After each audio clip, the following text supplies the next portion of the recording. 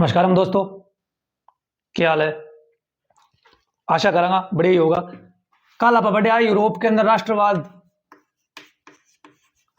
जी के अंदर आप नेपोलियन तक पढ़ लिया कि भाई नेपोलियन की प्रकार साम्राज्य के हो, किस प्रकार से उसकी 4 राष्ट्रों से हार हुई, उन 4 राष्ट्रों की हार के बाद किस प्रकार से उसके साथ वियना की संधि हुई, और वियना की संधि के बाद किस प्रकार से उन रूढ़िवादी सरकार ने अपनी सत्ता स्थापित की, और किस प्रकार से रूढ़िवादी सत्ता की क्या सोच थी, और वो जो क्रांति कर रहे थे, जो क्रांतिकारी थे, क्या उनकी सोच उनसे मेल हुई थी या नहीं हुई थी। तो हमने कल देखा कि उनकी सोच उनसे मेल हुई नहीं थी, क्योंकि उनका मानना था कि जो सामाजिक व्यवस्था जिसमें ऊंच नीच होती है, जिसमें समाज के अनुसार भी जो परंपराएं होती है वो परंपराएं होना जरूरी है, जबकि रूढ़िवादी सरकार इन चीजों का पक्ष लेती थी, जबकि क्रांतिकारी इन सब के खिलाफ थे। उनका मानना था कि ऊंच नीच जैसी कोई चीज नहीं होती, सभी को समानता का अधिकार मिलना चाहिए। इसलिए इन दोनों के मध्य भी जो विवाद प्रारंभ हो गया, और 1815 के अंदर जो है फ्रांस में रूढ़िवादी सरकार आ गई थी, जैसा कि हमने कल पढ़ा था। अब जब ये आई थी, थोड़ा पीछे रिकेप कर रहा हूं मैं, जब ये आई थी तो इसने क्या किया, जब इसको पता चल गया कि ये जो लोग हैं क्रांतिकारी, इनको कैसे न कैसे दबाना जरूरी, तो इनके बहुत सारे नियम निकाले थे। उसमें उन्होंने अखबारों पर बैन लगा दिया, क्रांतिकारियों को गिरफ्तार किया, ऐसे ऐसे करके लगातार इन्होंने क्या किया, इनको दबाना प्रारंभ कर दिया। और लगभग 1830 तक इसने क्या काम किया, इसने यही काम किया कि ये लगातार इनको दबाने का प्रयास कर रही थी। लेकिन जैसा कि मैंने उस वीडियो में बताया था कि आप किसी को जितना दबाओगे, जितना ज्यादा उसका शोषण करोगे, वो उतना ही अधिक निखर के आएगा, उतना ही ज्यादा प्रबल सामर्थ्य के साथ आएगा। तो 1815 से 1830 तक इसने उनको लगातार दबाने के लिए नियम कानून बनाने प्रारंभ किए और अपनी सत्ता स्थापित करने प्रारंभ की, उसको सुदृढ़ करना प्रारंभ किया। जबकि इधर जो रूढ़िवादी लोग थे, जो क्रांतिकारी लोग थे, वो भी धीरे धीरे कर अपने क्रांति को अपने लोगों तक, अपने जो विचार थे, उन विचारों को लगातार वहां तक पहुंचाने का प्रयास कर रहे थे। और इनमें इनकी मदद कितने की, मध्यम वर्ग में जो शिक्षित लोग थे ना, जो मैंने पढ़ाया था, मध्यम वर्ग जो नया वर्ग बना था, उसके जो शिक्षित लोग थे उन्होंने इसकी मदद की। कैसे की, उन्होंने 2 शब्दों को एक साथ ले लिया, एक उदारवाद और एक राष्ट्रवाद। यानी मध्यम वर्गीय जो शिक्षित लोग थे, इन्होंने क्या किया, उदारवाद को और राष्ट्रवाद को, इन दोनों शब्दों को एक साथ लेकर, दोनों शब्दों को एक साथ अर्थ लेकर, और फिर अपनी जो क्रांति थी उस क्रांति को प्रारंभ किया। क्योंकि उदारवाद में क्या होता था, उदारवाद में होता था, जैसा कि हमने पढ़ा था कि सभी को समानता का अधिकार मिलेगा, किसी को खास विशेष अधिकार नहीं मिलेगा, आर्थिक क्षेत्र में भी जो है व्यापार वगैरह उनको जो है नियंत्रण दिया जाएगा। जबकि राष्ट्रवाद का क्या होता है कि राष्ट्र के प्रति एक ऐसी भावना जागृत करना जिसके अंदर सभी अपने देश के लिए आत्मसमर्पित होकर कार्य करना प्रारंभ करें, जिससे कि देश का भी विकास हो, या देश में मतलब क्या बोले ना, देश का विकास हो, देश उन्नति करे, देश प्रगति करे, इस प्रकार से। तो इन्होंने क्या किया, उदारवाद को और राष्ट्रवाद को, इन दोनों शब्दों को एक साथ लेकर और फिर क्रांति के लिए धीरे धीरे कार्य करना प्रारंभ किया। और यहां पर 2-3 घटनाएं साथ में हुई, जिनको हमें साथ में ही पढ़ना पड़ेगा ताकि वो समझ में आ जाए। जैसे देखो, पहले क्या हुई, इन्होंने क्या किया 1830 में जुलाई में, कौन सा महीना में, जुलाई में, इन क्रांतिकारियों ने क्या किया, जुलाई के अंदर पहला विद्रोह कर दिया। यानी अभी तक तो क्या कर रहे थे, अब तक तो वो क्रांति कर रहे थे, यानी क्रांति के लिए पहले क्या करते हैं, लोगों को जागरूक करना पड़ता है, उनको एक साथ मिलाना पड़ता है। तो सबसे पहले क्या करते, इन्होंने लोगों तक अपनी बातें पहुंचाई, उनको समझाया कि किस प्रकार से हमें वैषम्य को समानता का अधिकार चाहिए, किस प्रकार से हमें जागरूक होकर कार्य करना है। जब धीरे धीरे लोग इकट्ठा हो गए और इनको लगा कि हाँ, अब हमें इस सरकार के खिलाफ विद्रोह करना चाहिए, तो इन्होंने जुलाई 1830 में अपना पहला विद्रोह किया। क्या किया, जुलाई 1830, कब, जुलाई 1830 में इन्होंने अपना पहला विद्रोह प्रारंभ किया। और इस विद्रोह में क्या किया, सबसे पहले रूढ़िवादियों ने जिनको सरकार में बिठाया था, वो बुर्बो वंश, याद है ना, बुर्बो वंश, इस बुर्बो वंश को इन लोगों ने हटा दिया और इनकी जगह पर अपना जो नेता था जिसका नाम था लुई फिलिप, इसको अपना अध्यक्ष बनाया। यानी सबसे पहले इन्होंने क्या किया कि जो बुर्बो वंश का राजा था उसको हटाया था। तो इन्होंने क्या किया, जुलाई 1830 में अपना पहला विद्रोह किया, यानी सभी लोगों को इकट्ठा कर अब विद्रोह का समय आ गया था। तो इन्होंने क्या किया, जुलाई 1830 के अंदर अपना पहला विद्रोह किया, जिसके तहत इन्होंने सबसे पहले क्या किया, जो बुर्बो वंश का राजा था जिसे रूढ़िवादी सरकार ने बिठाया था नेपोलियन को हटाकर, इन्होंने क्या किया, उसको सबसे पहले क्या, आप भाई जी थे, चलो सबसे पहले इनको उन्होंने हटाया। और उसके बाद क्या किया, अपना जो अध्यक्ष था लुई फिलिप, यानी जो इनकी क्रांति को संभाल रहा था लुई फिलिप, इनको इन्होंने क्या किया, इस पद पर बिठाया कि हाँ भाई अब से आप इस बागडोर को संभालो। अब क्या हुआ, देखो एक आदत हो लोगों की, या मान लो संसार की आदत है कि जब तक कोई नहीं करता तब तक तो सब चुपचाप बैठे रहते हैं कि ना ना गलत है, ना ना गलत है, ना ना गलत है। और जैसे ही एक बंदा उसके लिए आवाज उठा देता है, सभी के सभी क्या करते हैं, उसका पीछा करना प्रारंभ कर देते हैं, उसका सहयोग देना प्रारंभ कर देते हैं। जब ये कार्य फ्रांस में किया गया, फ्रांस में जब पहला विद्रोह हुआ, तो इसको देखकर ब्रसेल्स ने भी, ब्रसेल्स जो एक अलग क्षेत्र था, उसने भी क्या किया, विद्रोह किया, और वो कहा कि मैं अब नीदरलैंड के साथ नहीं रहूंगा। यानी ब्रसेल्स क्या हुआ, वो भी नीदरलैंड से अलग हो गया। तो अब देखो एक छोटी सी घटना है, पहले इसको पूरा बता देता हूं, उसके बाद बताऊंगा। तो यानी क्या हुआ, सबसे पहले जुलाई 1830 में पहला विद्रोह हुआ फ्रांस में, जिसके तहत क्या किया, बुर्बो वंश था, उस वंश को हटा दिया गया, और उसके जगह उन्होंने क्या किया, अपना जो अध्यक्ष था लुई फिलिप, उनको उन्होंने क्या किया, उस पद पर बिठा दिया। इसकी देखा देखी, यानी जब इसने ये किया तो इससे इंस्पायर होकर ब्रसेल्स ने भी क्या किया, नीदरलैंड में अपना विद्रोह प्रारंभ किया और नीदरलैंड से अलग हो गया। जो अभी जैसे ये देखो, ये ब्रसेल्स है जो नीदरलैंड से अलग हुआ था, ये किससे इंस्पायर हुआ था, यानी किससे इसने प्रेरणा ली थी, इसने ली थी फ्रांस से। तो फ्रांस ने भी क्या किया, कहीं ना कहीं से प्रेरणा ली थी। फ्रांस ने क्या किया, कहीं ना कहीं से प्रेरणा ली कि भाई हाँ, इसको देखकर उसको लगा कि जब ये आजाद हो सकता है तो हम भी आजाद हो सकते हैं। और वो क्या था, वो था यूनान का स्वतंत्रता संग्राम। किसका स्वतंत्रता संग्राम, यूनान का। यानी यूनान किस प्रकार से अलग हुआ, किस प्रकार से आजाद हुआ, उसको देखकर, उससे सीख लेकर इन्होंने क्या किया, अपना विद्रोह प्रारंभ किया। यानी अगर आप इस पूरे की अगर एक शब्द में कहें तो यानी क्या होता है कि लोग जो है वो दूसरों से प्रेरित होते हैं। यानी देखो इतिहास भी अगर देखें तो हम इतिहास में भी एक घटना जो है वो दूसरी घटना से सीखकर उसे अपने जीवन में इंप्लीमेंट कर रही है और फिर अपने अंदर परिवर्तन कर रही है। और यही मैंने पहले दिन कहा था कि इतिहास का सबसे बड़ा फायदा यही है कि इतिहास में क्या कर सकते हो, आप पुरानी घटनाओं से सीख सकते हो, उनसे सीख ले सकते हो। अगर कुछ गलती हुई है तो उन्हें छोड़ सकते हो, और अगर कोई अच्छी बात है तो उसको वहां से धारण करके अपने जीवन में इंप्लीमेंट करके अपने जीवन का जो स्तर है उसको बढ़ा सकते हो। जैसे देखो, इन्होंने यूनान का स्वतंत्रता संग्राम हुआ था, उससे इन्होंने प्रेरणा ली और उससे लेकर इन्होंने यहाँ पर अपना विद्रोह किया। जब इन्होंने विद्रोह किया तो इन्होंने उसमें अपने कुछ परिवर्तन किए या नहीं किए, अपना जो क्षेत्र था उसमें जो वहां पर जो सरकार थी, जो राजा था, उसको हटाकर अपने लोगों को बैठा दिया कि भाई अब हमारे अनुसार राज होगा। और इसको देखकर कोई अन्य प्रेरणा ले रहा है। यानी यही चीज जीवन में भी लगती है। हमारे जितने भी बड़े महापुरुष हैं उनसे हम इतिहास में पढ़कर सीख ले सकते हैं कि हमें क्या करना है, क्या नहीं करना है। देख लो, दूसरा दिन हो गया, दूसरा दिन के अंदर अब बात रिपीट होगी। तो यानी क्या हुआ, पहले इन्होंने यूनान ने विद्रोह किया, जिसको देखकर इन्होंने विद्रोह किया, और इससे ब्रसेल्स ने भी विद्रोह करके नीदरलैंड से अलग हो गए। अब यूनान का जो स्वतंत्रता संग्राम है इसे हम पढ़ेंगे थोड़ी देर बाद में। पहले हम क्या है, इसको कंप्लीट कर लेते हैं। यानी क्या हुआ, 1830 में इधर विद्रोह चल रहा था, जिसमें ये कह सकते हैं कि भी इनकी एक बार सफलता हुई थी। इसी के साथ साथ 1830 के अंदर ही एक दूसरी घटना भी जो है वो यूरोप के अंदर चल रही थी। वो क्या चल रही थी, उस समय अचानक से जनसंख्या वृद्धि हो गई थी। देखो, दो घटनाएं साथ में हो रही है, इधर विद्रोह हो रहा है, इधर लोग अपने हक के लिए डिमांड कर रहे हैं कि भी हमें अलग से बना के दो क्षेत्र, हम जो है हमारे अनुसार चलेंगे, जहां पर हमारा राज होगा, हमारी मतलब जनता ही सरकार को चुनेगी, ये यहाँ पर इसका प्रयास करो। इसी के साथ साथ 1830 में क्या हुआ, जनसंख्या जो वो अचानक से उसमें बढ़ोतरी हो गई। अब यूरोप के अंदर उस समय इतने संसाधन नहीं थे कि वो अचानक से इस प्रकार की बढ़ोतरी को संभाल सके। तो क्या हुआ, जैसे ही जनसंख्या बढ़ी वहां पर बेरोजगारी भी बढ़ गई। अब बेरोजगारी बढ़ेगी तो नॉर्मल सी बात है, भूखमरी भी बढ़ेगी, यानी वहां पर खाने की किल्लत हो गई। यानी इनके लिए समय खराब आ गया। अब यानी दो घटनाएं साथ में चल रही, इधर ये विद्रोह कर रहे हैं और उसके साथ साथ 1830 के अंदर ही यूरोप के अंदर जनसंख्या में वृद्धि होने प्रारंभ हो गई। जब वहां जनसंख्या में वृद्धि हुई तो नॉर्मल सी बात है, जब इतने लोग हैं तो उन लोगों को कार्य देना संभव नहीं हुआ, जिससे वहां पर बेरोजगारी भी बढ़ती है। जब बेरोजगारी बढ़ेगी तो भूखमरी भी बढ़ने यानी भूखमरी भी बढ़नी उससे प्रारंभ हो गए। यहाँ पर जो अब अपन कहें तो उनका जो स्थिति है या जो आर्थिक स्थिति है वो यानी लगातार खराब होती गई इस समय में।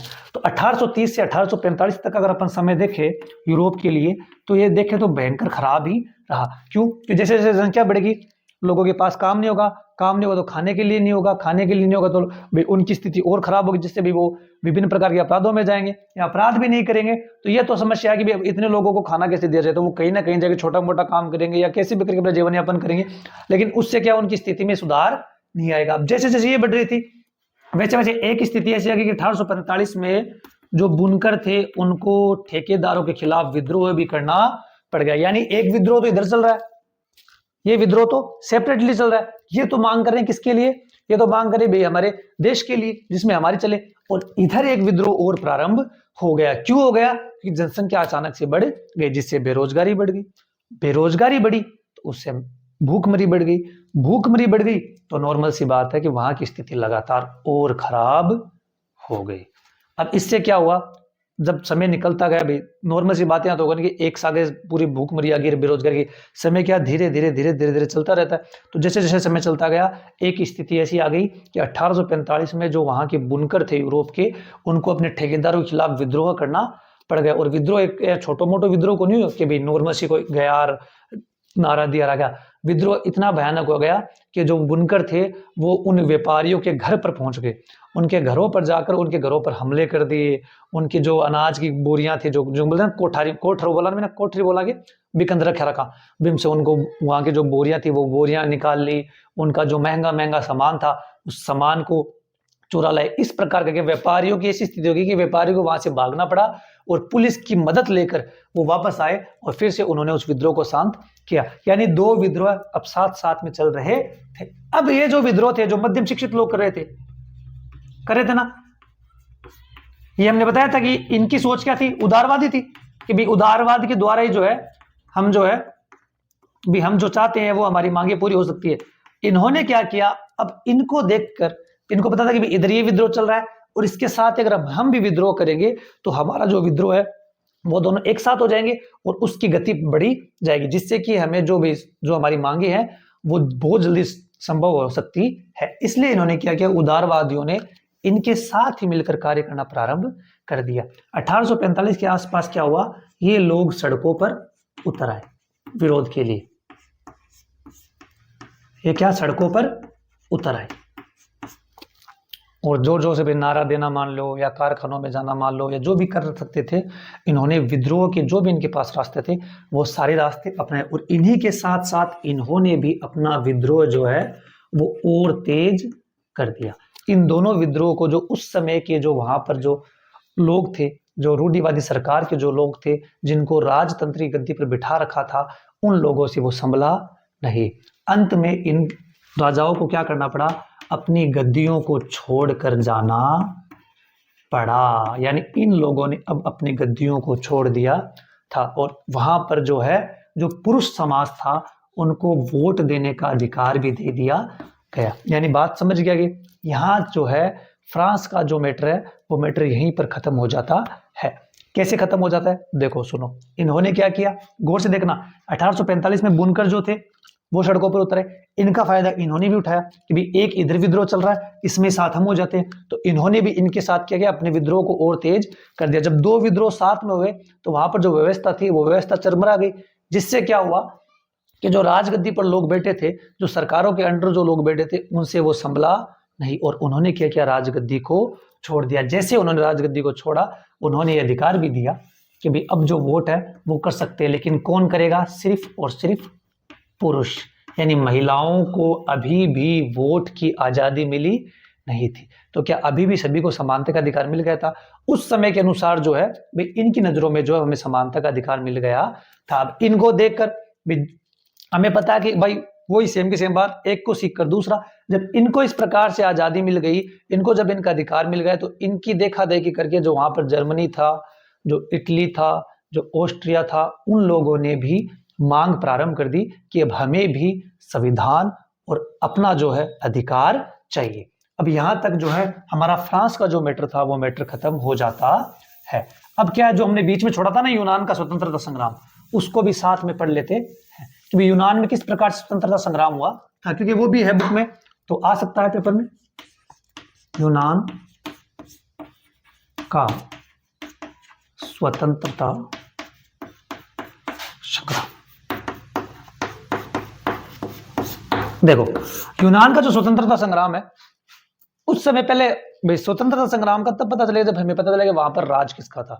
ऐसी क्या घटना हुई कि उन लोगों को भी स्वतंत्रता के लिए लड़ना पड़ा। घटना क्या हुई? उस समय जो यूनान का जो क्षेत्र था, ये मान लो कि एक बार ये यूनान का क्षेत्र है, इस पर राज था ओटोमन तुर्की का। ओटोमन तुर्की। ओटोमन तुर्की का क्या था, यूनान के ऊपर राज था। अब ओटोमन जो तुर्की था, इसका जो उस समय मान लो जो उस समय गद्दी पर बैठा था वो था खलीफा। यानी अगर अपन देखें तो यहां पर जो राज था वो था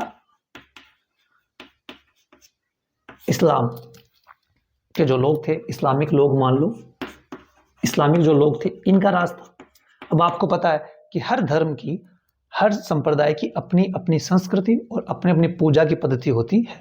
यूनान के जो लोग थे उनकी संस्कृति अलग थी, जो ओटोमन तुर्की जो इस्लामिक लोग थे उनकी संस्कृति अलग थी। तो अब जैसे कोई राजा गद्दी पर बैठता है, वो कोई भी हो, ये आवश्यक नहीं कि वो इस्लामिक हो, वो कोई भी हो, जब वो गद्दी पर बैठता है तो वो धीरे धीरे क्या करता है कि जहां पर उसने राज किया वहां धीरे धीरे अपने क्या नियम कानून लगाने प्रारंभ करता है। तो इसके जो खलीफा के जो राज थे, जो खलीफा थे, इनके जो भाई जो नियम कानून थे वो भी इस्लाम के अनुसार होंगे। तो इन्होंने क्या किया, उनको लगाना प्रारंभ किया। और जो यूनान के लोग थे वो उस समय जो है उनकी अपनी एक संस्कृति थी, यूनानी लोगों की अपनी संस्कृति थी और इनकी संस्कृति अपनी थी। तो वास्तविकता में क्या, इनकी संस्कृति के अंदर क्लेश, क्लेश यानी टकराव, क्लेश इंग्लिश का शब्द है, बीच में घुसा दियो मैं, थे क्लेश बहुत समझ जाओगा, माथा पोड़िया रो। क्लेश का मतलब है टकराव, यानी इनके मध्य में टकराव होना प्रारंभ हो गया। तो इससे क्या हुआ, ये जो लोग थे अब ये क्या अपनी संस्कृति को बचाने का प्रयास करेंगे, भाई ये क्या करेंगे, अपनी संस्कृति को बचाने का प्रयास करेंगे। और ये भाई ये अपने नियम लगाने का प्रारंभ प्रयास करेगा, क्योंकि इन्होंने भी इस क्षेत्र को जीत लिया।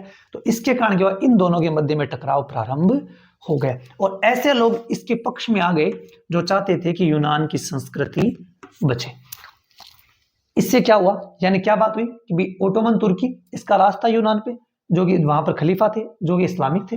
तो इन्होंने क्या अपनी संस्कृति को लगाना प्रारंभ किया, और यूनान की क्या अपनी एक संस्कृति, तो इन्होंने अपनी संस्कृति को बचाने के लिए क्या किया, इन दोनों के बीच में टकराव प्रारंभ हो गया। और इसमें इनको क्या सहयोग मिला कि जो इनके पक्ष में लोग थे, इनके जो पक्ष में लोग थे उन्होंने क्या किया, इनका साथ दिया कि हाँ भाई आप अपनी संस्कृति को बचाए, हमसे जितना आपका सहयोग होगा हम आपका अवश्य सहयोग करेंगे। और यूनान ने क्या किया, 1821 के अंदर जो है विद्रोह प्रारंभ कर दिया कि हमें हमारी संस्कृति बचानी है तो उसके लिए हमें लड़ना पड़ेगा। 1821 में क्या किया, इन्होंने अपना विद्रोह प्रारंभ कर दिया और इनसे जो है भाई डायरेक्ट मान लो इनडायरेक्ट मान लो अपने मांगे अपने अधिकार रखने प्रारंभ कर दिए। अब क्या हुआ, 1821 में इन्होंने विद्रोह तो प्रारंभ कर दिया लेकिन भाई कोई लीडर नहीं था। 1824 में क्या हुआ, इनके पास एक लीडर आया जिसका नाम था बायरन।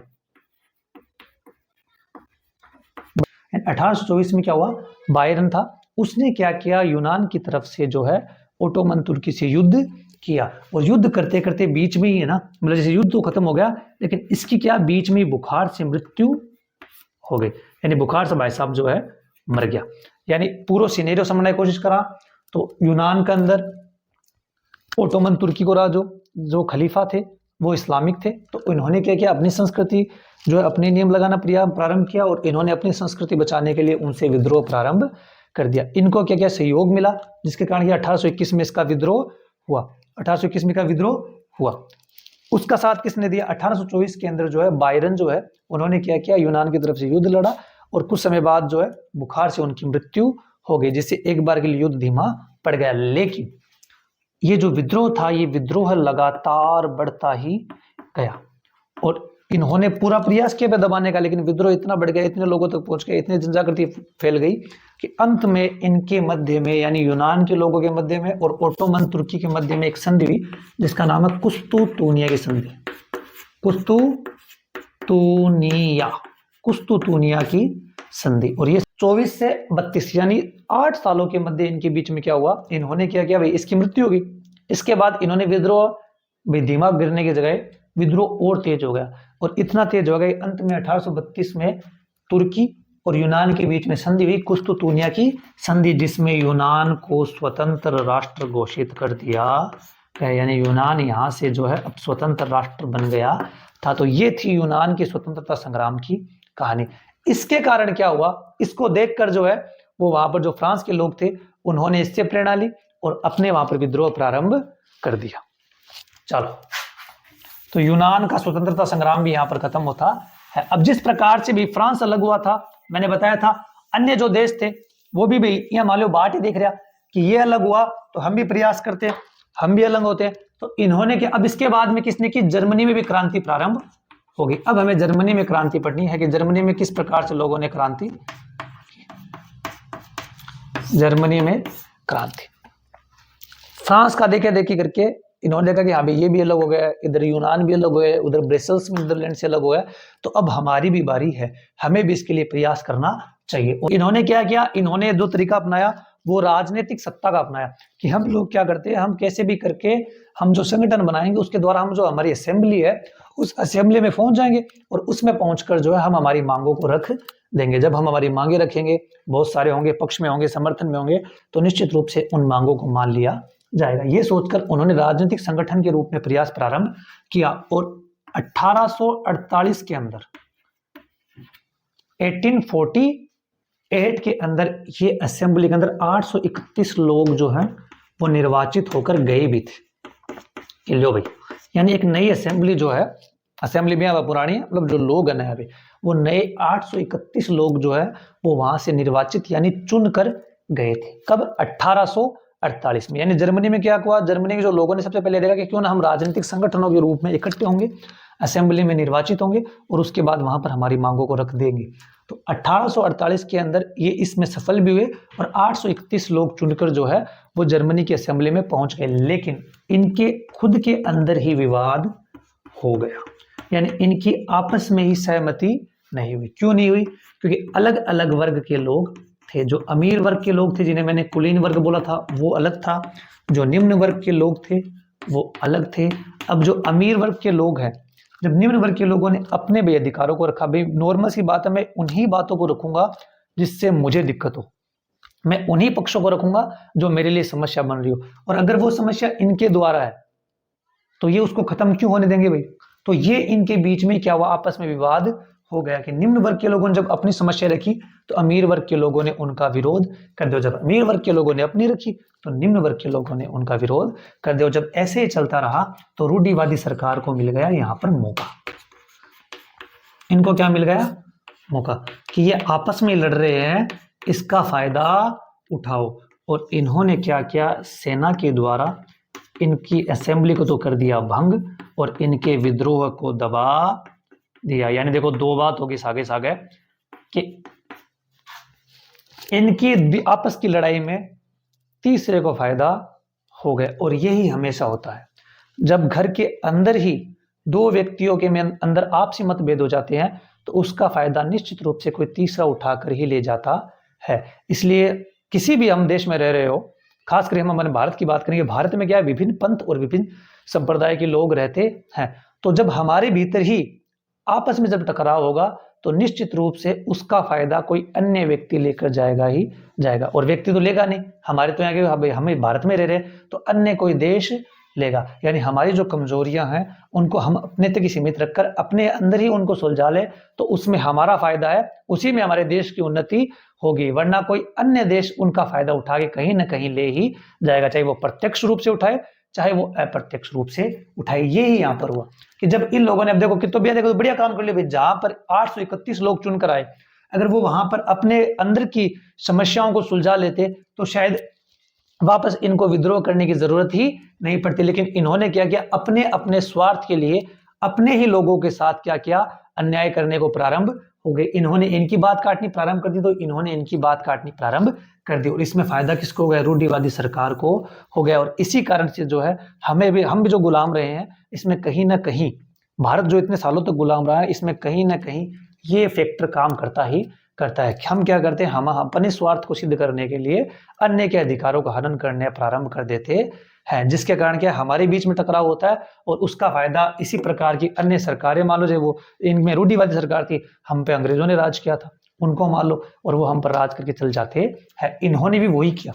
इन्होंने क्या किया कि जब रूढ़िवादी सरकार थी तो इन्होंने क्या किया, जब ये आपस में लड़ रहे थे तो सेना भेजकर इनकी सबसे पहले तो असेंबली को भंग करा दिया और इनके विद्रोह को वहीं पर दबा दिया। अब जब ये एक विद्रोह दब गया तो भाई ये तो पता चल गया था जर्मनी के लोगों को कि भाई हमें जो आजादी मिलेगी वो भाई राजनीतिक रूप से तो नहीं मिलेगी। यानी अब राजनीतिक रूप से नहीं मिलेगी तो दूसरा पक्ष क्या है, जब हमारे पास भी राजनीतिक शक्ति नहीं है तो हमारे पास दूसरा हथियार है, लड़ो, यानी युद्ध करो। यानी अगर हम युद्ध करेंगे तो ही हम जो है हमारा अधिकार पा सकते हैं। अब युद्ध के लिए आपको पता है सबसे पहले किसकी जरूरत होती है? सेना से भी पहले जरूरत होती है नेतृत्वकर्ता की। नेतृत्वकर्ता की। भाई युद्ध को संभालेगा कौन? कौन इसको सबको एक साथ लेकर और एक इस प्रकार का युद्ध करेगा जिसमें सभी लोग अपने राष्ट्र के प्रति समर्पित होकर कार्य करेंगे। तो इन्होंने किसको चुना? इन्होंने चुना उस समय के देश पर्सा को। पर्सा उस समय एक शक्तिशाली देश के रूप में गिना जाता था, इसीलिए जोलवेराइन संघ में भी इसी को चुना गया था, इसी के नेतृत्व में जोलवेराइन संघ बना था और इसी को वापस जर्मनी ने भी चुन लिया कि पर्सा जो है वो हमारा नेतृत्व करेगा। और पर्सा के अंदर जो नेतृत्व किया था उनका नाम था ओटो वान बिस्मार्क। ओटो वान बिस्मार्क बड़ा ही मान लो भाई टैलेंटेड ही आदमी। क्यों इसलिए टैलेंटेड थे कि इन्हें एकीकरण प्रक्रिया का जनक भी कहा जाता है। यानी जो एकीकरण हुआ था, जो उस समय वहां पर एकीकरण हो पाया, संभव हो पाया था, उसका अगर पिता कहा जाए या उसका जनक कहा जाए तो वो ओटो वान बिस्मार्क को कहा जाता है। यानी जर्मनी में क्रांति हुई, पहले राजनीतिक संगठन के द्वारा संभव नहीं हुआ तो नेतृत्वकर्ता पर्सा को बनाया गया जिसका व्यक्ति थे ओटो वान बिस्मार्क। इनका दूसरा नाम है, या इनको जो निक नेम है, आपा बोला बड़ा निक नेम देवा ना आप एक दूसरा ने, वो क्या है? एकीकरण प्रक्रिया का जनक। यानी उस समय की जो एकीकरण प्रक्रिया है उनको जो संभव किया था वो ओटो वान बिस्मार्क ने किया था। इन्होंने क्या किया? एक साथ 3 राष्ट्रों को हरा दिया, जिसमें एक था ऑस्ट्रिया, एक था डेनमार्क और एक था फ्रांस। यानी क्या हुआ? फ्रांस जो के अंदर जो क्षेत्र आता था, इन्होंने क्या किया? ओटो वान बिस्मार्क ने जर्मनी के आसपास का जो एरिया था, जो जिसके अंडर में आता था, या जर्मनी के अंदर का जो एरिया था जो किसी के अंडर में आता था, उन सभी को एक साथ लेकर और उन सभी को जो इनके विरोध में मान लो या जिनका इन पर अधिकार था, उन तीनों राष्ट्रों को, ऑस्ट्रिया को, डेनमार्क को और फ्रांस को हरा दिया। अब नॉर्मल है कि अगर कोई देश हारेगा तो वो या तो उसका जो राजा है उसको मारा जाएगा या उसके साथ संधि होगी। तो इन्होंने भी क्या किया? इनके साथ जो है बैठकर बात की और वो बात कहाँ की? वो की mirror of the hall. Mirror of the hall या मिरर ऑफ हॉल आ एक जगह है टाबरो। मिरर को ना मेरा कांच, यानी कोई कांच को घर घर बनाएड़ो, कोई कांच को गुलाल बनाएड़ो, स्वरूप से दिखना में एकदम शानदार चकाचक बिकंदर 1871 के अंदर 1871 के अंदर ये क्या हुए? सभी के सभी मिले और बैठकर मिरर ऑफ द हॉल में इन्होंने किया, एक मत पर पहुंचे। अब मत पे नॉर्मल सी बात है, जो जीतेगा वही किसी न किसी मत पर पहुंचेगा, यानी उसी की बात। जी की लाठी बिकी बहन, सीधी भाषा में बोलो तो जी का हाथ मतलब टोसी न है, बिकी ही चालसी।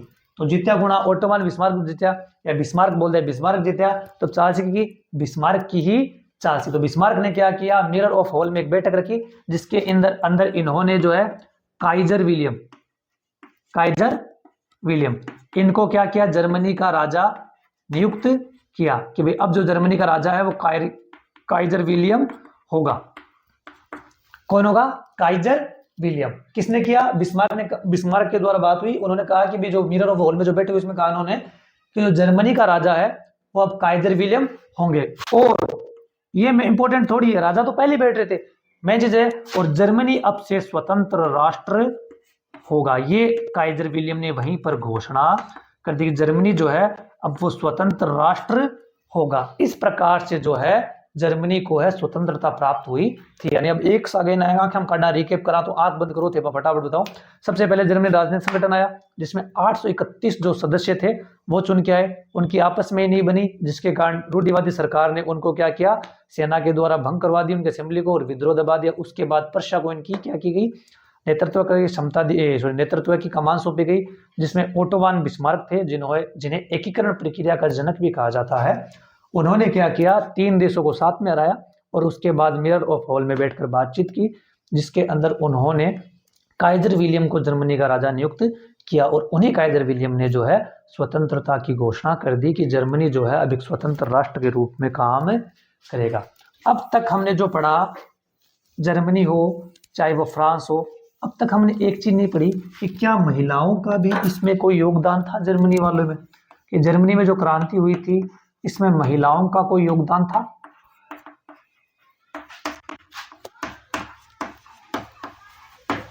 यह बात तो सही है। कि क्या सभी कार्य पुरुष ही कर रहे थे, महिलाओं ने कुछ नहीं किया? ऐसा हो सकता क्या? पुरुष प्रकृति के बिना अधूरा है, पुरुष प्रकृति एक दूसरे के पूरक है। यानी अगर पुरुष कुछ कर रहा है तो ये हो ही नहीं सकता कि प्रकृति कार्य ना करे। यानी जब पुरुष कार्य कर रहे थे उस समय महिलाओं ने भी क्रांति के अंदर पूरा पूरा सहयोग दिया था, पूरा सहयोग इन्होंने किया था। किस प्रकार से किया था वो और देखें। इन्होंने क्या किया था, उस समय जितने भी विरोध प्रदर्शन हो रहे थे उनमें भी महिलाओं ने हिस्सा लिया था। जो अखबार थे, जो पत्रिकाएं थी, जो मैगजीन थी, जो रिपोर्टें होती थी, उन सभी के अंदर जो है इन्होंने अपने अपने तरफ से लेख लिखे थे और जो स्वतंत्रता हो सके ऐसे विचारों को लगातार समर्थन दिया था। यानी महिलाओं का भी जर्मनी की क्रांति में पूरा पूरा सहयोग था।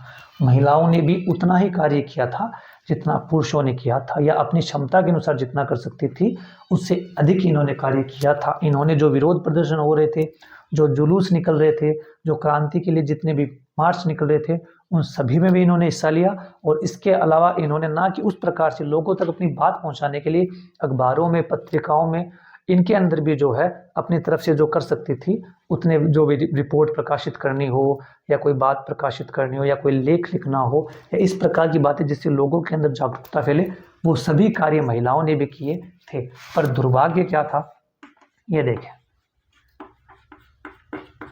दुर्भाग्य क्या था? दुर्भाग्य ये हुआ कि इतना सब कुछ करने के बावजूद भी जब वो 831 लोग जो राजनीतिक संगठन के रूप में चुन के गए थे उनमें किसी भी महिला को स्थान दिया गया नहीं था।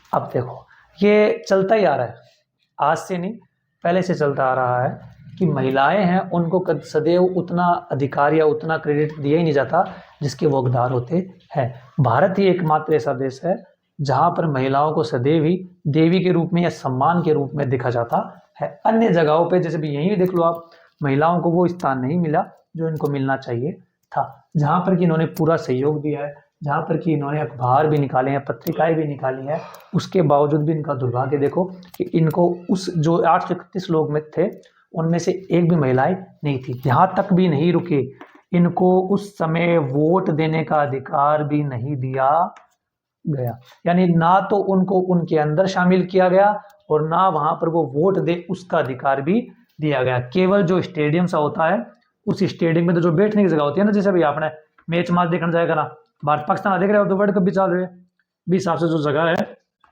उस जगह के अंदर जैसे बैठते हैं ना, स्टेडियम में लोग बैठते हैं, ऑडियंस बैठती है, इसी प्रकार से सिर्फ इनको वहां पर बैठने की अनुमति दी गई थी।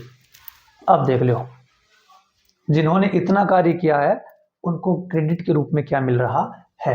यानी महिलाओं का पूरा पूरा योगदान होने के बावजूद भी उन्हें वो सम्मान नहीं मिला जो सम्मान मिलना चाहिए था। क्या शायद मान लो कि बदुआ ही लागी होगी वाने के बाद असेंबली भी भंग होगी के लिए माने अधिकार कौन दो तो थाने भी कौन नहीं मिल रहा है।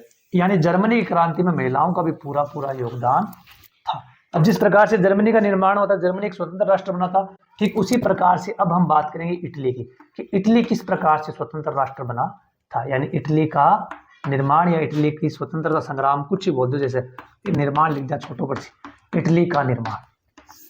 इटली का निर्माण पढ़ने से पहले हमें उस समय उसकी ज्योग्राफिकली समझना पड़ेगा कि इटली जो है, बना दिया एक बार हर किसी सही तो मैं, इटली उस समय 7 भागों में बंटा हुआ था, 1 और 2 और 3 और 4 5 6, एक और मान लो रे, इन्हें मिला दो, इन्हें मिला दो, वो कोई सही को नहीं देख दो, सही थाना थे सही को बनाओ भी को नहीं, 1 और 2 और 3 और 4 5 6 7 8 बन गया। ये काट दिन मन सिर्फ समझाने भी टाइम हो गए। एक्चुअली में क्या था, उस समय का जो इटली था ज्योग्राफिकल रूप से वो 7 भागों में बंटा हुआ था। यानी इटली के अंदर उस समय 7 अलग अलग प्रकार के राजा जो राज कर रहे थे। इसके सिर्फ एक क्षेत्र पर, कोई क्षेत्र मान लो जैसे जिसका नाम था सार्डिनिया पिडमांट, सार्डिनिया पिडमांट के के नाम बोलो सर जी, आप लोग देखो 80 जगह नाम तो ऐसे, सानिया पिडमांट याद रख लियो, ठीक है। कोई और थारे बच्चे यहाँ जोड़ लियो, सानिया और तो क्या जोड़ सो, मेरे तो ये जैसा सार्डिनिया पिडमांट याद रखियो, सार्डिनिया पिडमांट रे, सार्ड ने पीट दिया, के याद रख लियो, बात थारो ऊपर है, सार्ड ने पीट दिया, के भी याद रखियो। सार्डिनिया पिडमांट था एकमात्र ऐसा क्षेत्र था जिसके अंदर उस समय इटली का राजा राज कर रहा था। यानी एकमात्र क्षेत्र कौन सा था जिसमें इटली का राजा राज कर रहा था, वो था सार्डिनिया पिडमांट। यानी उस समय इटली 7 भागों में था, जिसमें सिर्फ एक भाग ऐसा था सार्डिनिया पिडमांट जिसके अंदर इटली का ही राजा जो है वो राज कर रहा था। सबसे पहले क्या किया, यहाँ के जो क्रांतिकारी थे उन्होंने प्रयास किया, यहाँ के जो क्रांतिकारी थे उन्होंने प्रयास किया कि हम जो है किसी प्रकार से हमारे देश को आजाद कराने के लिए प्रयास करें। और इनमें जो सबसे आगे थे जिनका नाम है जूसेपी मैत्सिनी, जूसेपी मैत्सिनी, जूसेपी मैत्सिनी, जूसेपी मैत्सिनी, जो ये क्रांतिकारी थे सबसे पहले इन्होंने इसके लिए प्रयास किया था। इनके बारे में पढ़ेंगे हम, बीच में बोले बीच में लाऊंगा तो क्या ना इलो समझ में आओगे ना इलो समझ में आओगे। पहले इटली को निर्माण पढ़ लेंगे, अभी हम जूसेपी मैत्सिनी पढ़ लेंगे। यानी तो क्रांतिकारी कौन थे, जूसेपी मैत्सिनी। इन्होंने क्या किया, इन्होंने इसके लिए प्रयास किया और एक बार नहीं 2 बार इन्होंने इसके लिए प्रयास किया। इन्होंने सबसे पहले तो 2 ग्रुप बनाए जो हम अलग से पढ़ेंगे। इन्होंने क्या किया, क्रांति की, और क्रांति में सबसे पहले क्या किया, 2 ग्रुप बनाए, उनके तहत इन्होंने विद्रोह किया।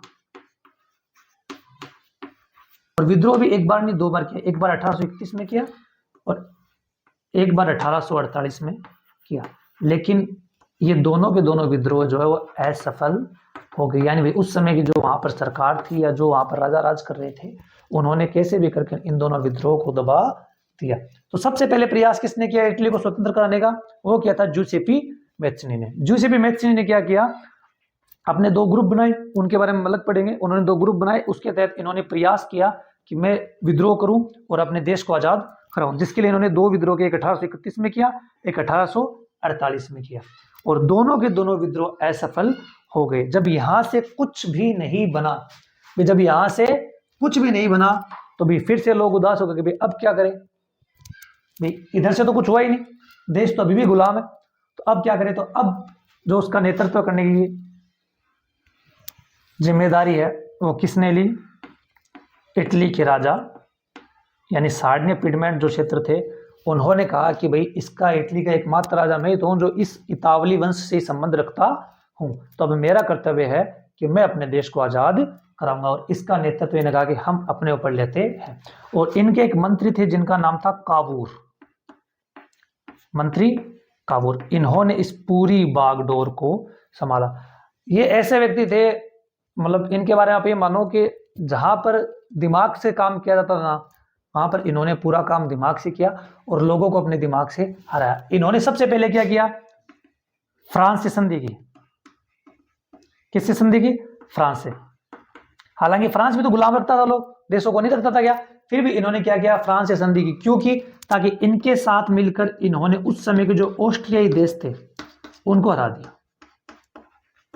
अब जैसे ही ऑस्ट्रियाई देश हारेंगे तो उनके अधिकार क्षेत्र का जो क्षेत्र था वो तो इटली का फ्री होगा नहीं होगा, यानी इसे कहते थे दिमाग से मारा। इन्होंने दोनों तरीके से काम किया। क्या किया, सबसे पहले मंत्री कावूर ने, उन्होंने चतुर रूप से दिमाग लगाकर फ्रांस से संधि कर ली और ऑस्ट्रिया देशों को हरा दिया। जैसे ही ऑस्ट्रिया देश हारे, इन्होंने क्या किया, उनके अधीन जो क्षेत्र था वो अपना ले लिया था। अब जो सेना थी वो किसके हाथ में थी, वो भी जानो भाई, वो थी गैरीबोल्ड के हाथ में। जो समय इटली की सेना थी वो किसके हाथ में थी, गैरीबोल्ड ने। अब जब ये देश हारेंगे तो इनके पास भी कुछ ना कुछ सेना होगी, यहाँ पर भी जो कुछ क्षेत्र होगा, इन्होंने इन लोगों को लिया। ये इतना ज्यादा, मतलब ये मान लो कि कुशल नेतृत्व करता वाला था कि इन्होंने किसानों को भी अपने साथ लिया था इस युद्ध के अंदर। ये व्यक्ति इतना ज्यादा कुशल नेतृत्व करता था कि इस व्यक्ति ने वहां के जो किसान थे उनको भी अपने साथ लिया था युद्ध के अंदर। और इसने क्या किया, इटली के 2 क्षेत्रों के अंदर प्रवेश कर दिया। एक तो सिसिली था और एक और था। इटली के 2 क्षेत्रों में इसने प्रवेश कर दिया। वहां पर इन्होंने क्या किया, प्रवेश किया और इटली को स्वतंत्र घोषित कर दिया कि इटली जो है स्वतंत्र होगा। और इसका राजा किसे बनाया, इसका राजा बनाया इमैनुअल सेकंड को। इमैनुअल सेकंड को देखो, अब ये जो नाम है ना हर किसा, इमैनुअल, जूसेपी मैत्सिनी, गैरीबोल्ड, तो कावूर है, इस टाइप से क्या कोई भी नाम जोड़ लो। इन्होंने क्या किया, अलग अलग जो इनके नाम है उन नामों को भाई याद ऐसे होंगे कि जितनी बार पढ़ोगे उतनी बार धीरे धीरे एक बार जबान पे सेट होना की बात है।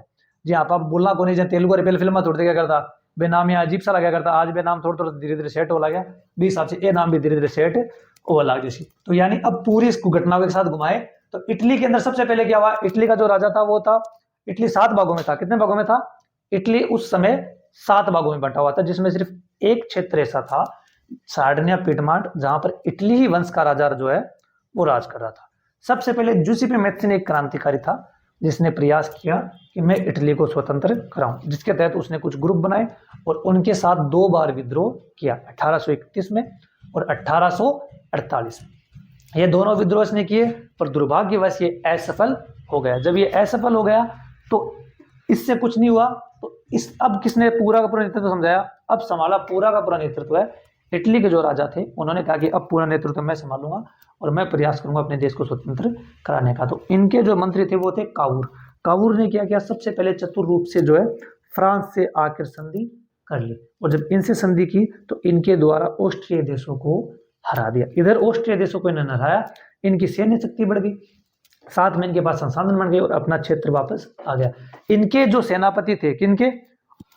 इटली के, वो थे गेरीबोल्ड। गेरीबोल्ड इतने कुशल नेतृत्व वाले थे कि इन्होंने किसानों को भी अपने साथ लिया था और उनको भी साथ लेकर जो है इस नेतृत्व को आगे बढ़ाया, या इस सेना को आगे बढ़ाया। और अंत में इन्होंने क्या किया? इटली के 2 क्षेत्रों पर प्रवेश कर उन दोनों पर अपना अधिकार कर लिया और जो इटली को स्वतंत्र राष्ट्र घोषित कर दिया। और उनके नए राजा किसे बनाया? इमैनुएल II को इनका जो है अगला राजा जो है वो घोषित कर दिया। इस प्रकार से जो है इटली स्वतंत्र हुआ था। अब बच गया सिर्फ अपना जूसेपी मैत्सी। आकी और बात कर लिया भाई, आना क्यों छोड़ा, मन में रह जाएगी, रात में नींद को नहीं होगी कि भाई जूसेपी ने छोड़ दिया।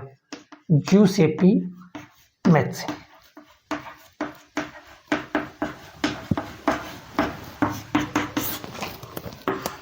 आको जन्म 1807 में हुआ, जगह को नाम हो जेनोवा।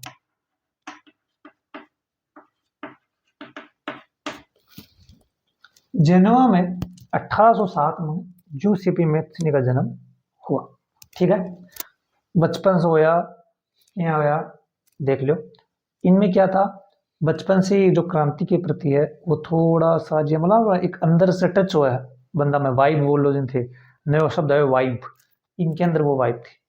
इन्होंने क्या बचपन से जो है वो जो लोग देख रहे थे, क्योंकि 1824 के अंदर जो है ये क्रांति के अंदर पकड़े गए थे। तो देख लो कितनी साल हुई बीच में, घटा दो 24 में से 7, 4 गई 20, 3 और गई 17, यानी 17 साल के तो जो थे ना जब थे, तो इन्हें लिगुरिया की क्रांति के अंदर जो है बहिष्कृत कर दिया गया था। कहाँ की क्रांति में? लिगुरिया की क्रांति में। यानी कितने साल की हुई? मात्र 17 साल के अंदर जो है ये क्रांति करते पकड़े गए, जिसमें इन्हें बहिष्कृत भी कर दिया गया था। तो आप समझ सकते हो कि बचपन से ही इनके अंदर जो है क्रांति के प्रति जो है भाई जागरूकता मान लो या अंदर मान लो, अंदर जो है मतलब विचार इस प्रकार के, उनके विचार जो थे वही क्रांतिकारी के जैसे थे। तो इन्होंने क्या किया? 1824 में एक क्रांति कर रहे थे लिगुरिया के अंदर, जिसके अंदर इनको वहां से बहिष्कृत कर दिया गया। इसके बाद इन्होंने अपने 2 ग्रुप बनाए, एक यंग यूरोप और एक यंग इटली। यानी देखो, दिमाग देखो, यंग इटली, यंग यानी जवान, इटली यानी इटली यानी जवान इटली। यानी अब व्यक्ति, आपको पता है जब जवान होता है तो वो सभी प्रकार के जोश यहाँ जी करे या दीवार में मुक्को मारी या दीवार फोड़ दे, ई टाइप को भी के अंदर पावर हुआ है। तो यानी यंग इटली कि इटली जो है अब वो पूरी शक्ति के साथ, पूरे सामर्थ्य के साथ भरा हुआ एक ग्रुप तो ऐसा बना है, और दूसरे का नाम था यंग यूरोप। अब इसमें इसने पूरे यूरोप को ही जो है अपने साथ, इस प्रकार के 2 ग्रुप बनाए, जिसमें ये क्या करते थे, जो क्रांतिकारी थे उनको प्रशिक्षण वगैरह देने का कार्य करते थे। ठीक है, इन दोनों ग्रुपों ने काम भी किया, जो जैसा हमने पढ़ा था इटली क्रांति में। सफल होना नहीं होना वो ईश्वर के हाथ में होता है। इन्होंने अपना कर्म जो है वो पूरा किया था। इनकी एक सोच थी, इन्होंने कहा था कि जो स्वतंत्र राष्ट्र है, स्वतंत्र रूप से रहना, स्वतंत्र राष्ट्र रूप में रहना, ये ईश्वर की जो है प्रकृति है। ईश्वर ही जो है वो हमें ये चीज दिखाता है, या हमें ये चीज सिखाता है कि प्रत्येक व्यक्ति को जो है स्वतंत्र रूप से रहने का अधिकार है। प्रत्येक जो राष्ट्र है वो स्वतंत्र रूप से रहना चाहिए। इन्होंने ऐसा कहा था, ये इनकी सोच थी। तो जैसे इनकी सोच थी वैसे एक व्यक्ति और थे, मेटरनिक। ये मेटरनिक है, ये रूढ़िवादी सरकार से थे।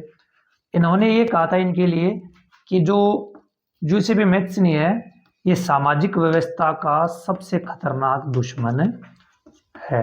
यानी सामाजिक व्यवस्था का सबसे खतरनाक दुश्मन कौन है? जूसेपी मैथनी। किसके अनुसार? मेटरनिक के अनुसार। मेटरनिक के अनुसार जो है वो सामाजिक व्यवस्था का सबसे खतरनाक दुश्मन कौन है? जूसेपी मैथनी जो है वो सामाजिक व्यवस्था का सबसे खतरनाक दुश्मन है। तो बच्चों जूसेपी मैथनी के बारे में इतनी बात है। तो आज जो है आप अपनी क्लास खत्म कर रहे हैं। ईश्वर की कृपा रही तो कल वापस मिला।